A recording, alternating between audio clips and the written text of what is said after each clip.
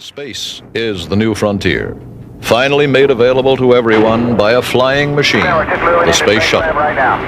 In orbit, astronauts floated effortlessly into the space lab to fire up $1 billion worth of scientific equipment.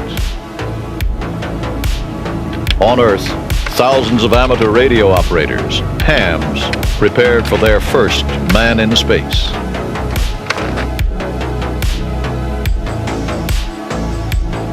When future astronauts go up to man-orbiting space stations, colonize the moon, and explore Mars, they will take communicators with them, including, of course, ham radio operators. Ham radio operators are communicators. Each has a distinctive identification, a call sign. The late president of the ARRL, Vic Clark, was W4KFC. There are about 1.5 million radio amateurs in the world, all licensed by their governments to operate on assigned frequencies that are agreed to internationally. The advantages, of course, of being able to do this is that we radio amateurs are the only group of citizens in the world who can communicate freely across international borders, speaking with one another from the privacy of our own homes using our own equipment. Owen Garriott, W5LFL, may be the first amateur radio operator in space, but amateur stations have been flying unmanned up there for years.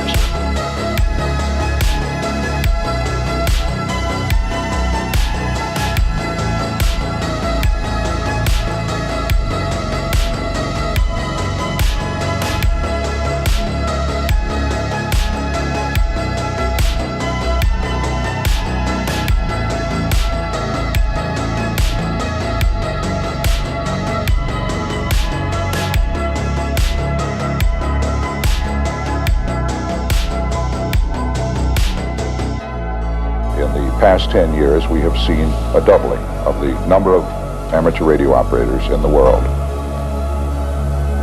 Its future, I would say, is very bright. Amateur radio is diversifying into many fields. We have satellites aloft. We're now looking forward to the first space shuttle operated by a radio amateur.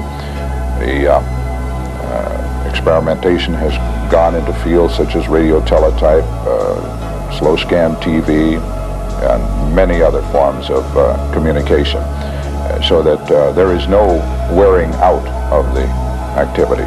With the help of Australian ham station VK1-ORR and fellow astronaut Joe Kerwin, W5LFL even staged a demonstration of the way in which ham radio could be used in emergencies as backup spacecraft communication. W5LFL, this is Houston. We're hearing you loud and clear, Owen. Have a super backup comm system. How do you copy us? Coming loud and clear. One of the best stations that we've heard ever since we've been in orbit. They're looking right straight down over Melbourne at just about this moment, this very moment.